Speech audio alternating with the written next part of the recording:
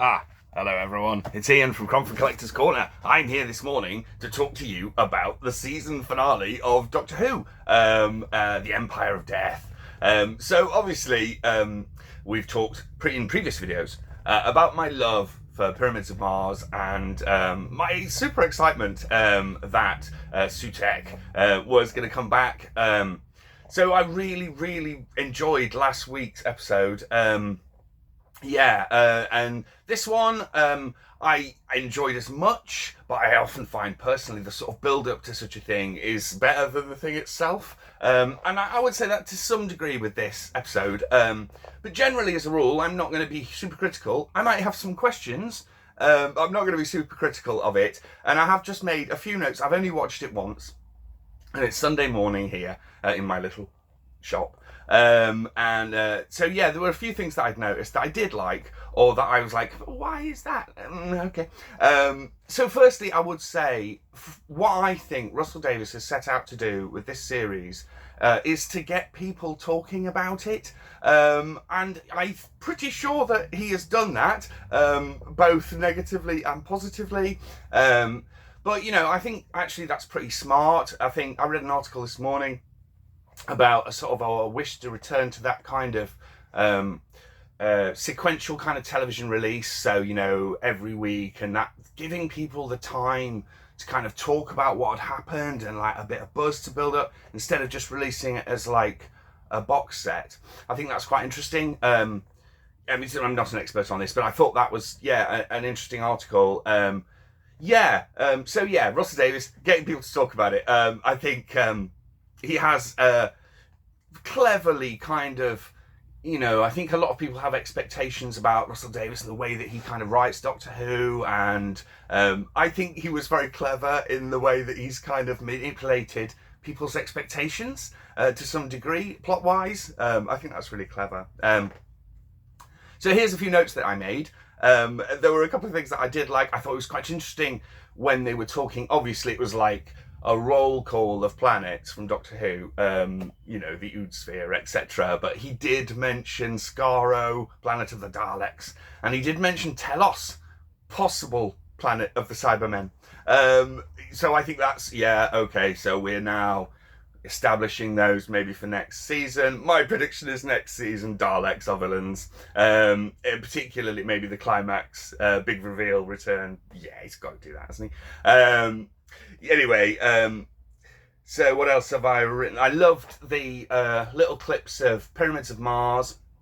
And while I mentioned Pyramids of Mars, I did watch the re-edit the other day, and I didn't really get a chance to talk about it. I really liked that. I thought, sure, it's going to be very difficult to adapt sections of that special effects wise, but I thought they did a good job. And I thought the re-edit actually worked really well.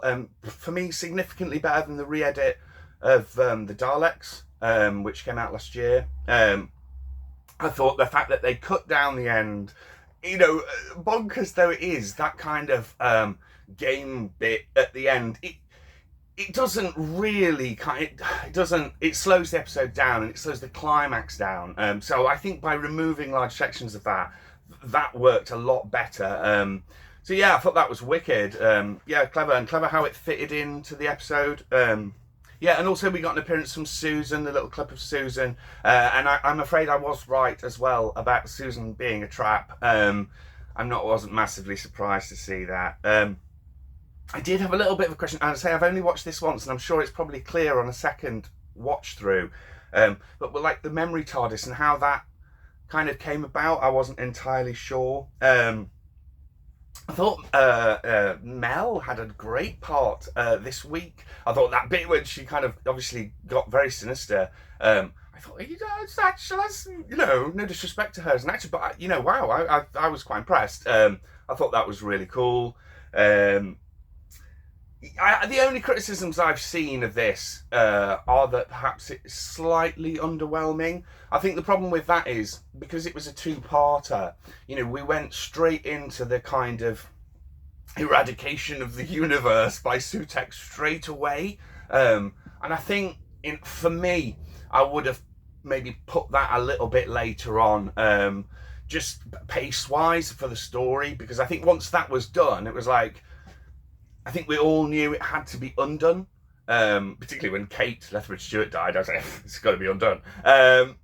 Yeah, I like the dust of death, perhaps slightly oversaid, but I thought that was a cool effect. And I didn't mind the embodiment of Sutekh, but obviously he's significantly different to how he looks in Pyramids of Mars.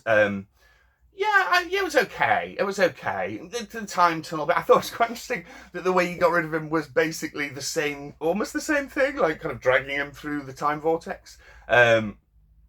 Yeah, I thought that was cool. Yeah, so yeah, maybe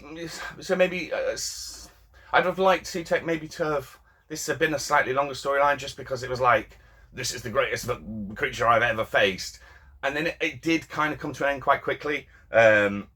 Yeah, I also thought the Disney Marvel thing, you know, people have noticed that the unit tower does look quite similar to the Avengers Tower, and I also thought that the Sutekh's dust thing was also a little bit like Thanos' snap, but more so. But yeah, I don't know if they're doing that on purpose, if it's kind of an in-joke, but I'm not sure. I did like the way, although I thought the scene with the lady with the spoon and the baby was odd, grim, and weird.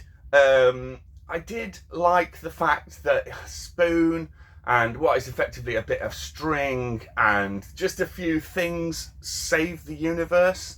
And I think, you know, trying to imagine it from a child's perspective watching that, I think that's really cool. That, you know, it's like if you're in your bedroom and you're 8 years old, it's like, yeah, right, okay, I'm going to set up this string. And, you know, I think that is really clever. I mean, I maybe perhaps missed on us as an older generation, but I think it had those kind of things that I would have loved as a kid. Yeah, brilliant. So I thought that was really cool. The twist about Ruby's mum. Yeah, okay. So, yeah, okay. This series, I think, was very much about misdirection and about kind of pointing us in a certain direction and then going, no, it's not that, it's this. And so I kind of got why that was a plot device. I can see why people might have been slightly disappointed by that, particularly because there were some sort of leading clues there that were difficult to then ignore on the revelation, spoilers, that Ruby's mum is just a normal woman. Yeah, for example, why is she wearing a cloak in that scene when she leaves Ruby at the church? And why does she point to the sort of name Ruby? Look at the street sign, when there's no one there to see that, and there's no one to pass that information on to say, this is Ruby, the baby is called Ruby. So that was a little bit of a plot hole for me. I'm sure Russell Davies can explain these things. But generally, as a rule, I have to say, I did enjoy it. Yeah, I mean, realistically, Doctor Who has always been peaks and troughs, right? There's some brilliant things. There's some not so brilliant things in it over the years. And for me, I have to say, I never really thought I would see Sutekh come back on a Disney budget. I know, sure, there's been some criticism of the CGI, but really, I mean, wow, who would have thought it? So, for me, really cool. As a season, as a whole, I have enjoyed it. Peaks and troughs for me. Bits of it I thought were really cool. Obviously, I'm not sure whether Disney, how this will work out worldwide. I'm not sure. But nevertheless, I think, it is a fairly bold new era, but still tying into the past in really clever ways. So generally, I liked it. Yeah, there you go. I will leave you with one passing thing, and you might have seen this in my little thumbnail. Who is Mrs. Flood? I said, I did a little thing on the radio the other day, and I did say this, so is it Romana with the white outfit? And if the Romana wore a very similar thing, I'm not sure, that actually could be Romana. If you know Romana, the classic series character, Time Lord that travelled with the Doctor in 2 different generations. Yeah, maybe it is. Or another name I've not heard anyone else say yet is the White Guardian. Could that be a thing, seeing as we're talking about this pantheon of gods and all of this? Maybe. Yeah, so I'm going to leave it there, guys. They were my general thoughts on this season and this episode of Doctor Who.